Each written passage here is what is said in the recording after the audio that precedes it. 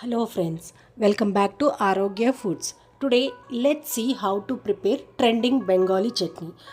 For this, in a pan add 1 teaspoon of oil, 6 to 8 garlic pods, salt them well, and for this add 4 dried red chilies and saute it well on low flame until they are fried and let them little burn so that the smoky flavor comes.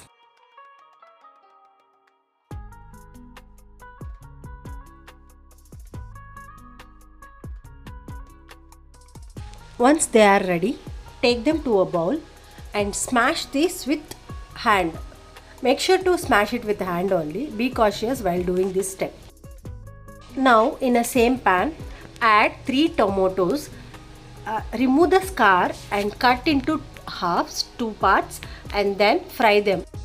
Flip over to other side and then cook it on low flame.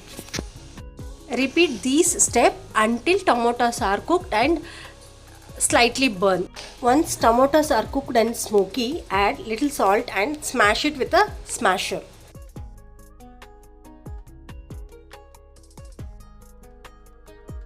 Once this is done, at this point now add the smashed chilies.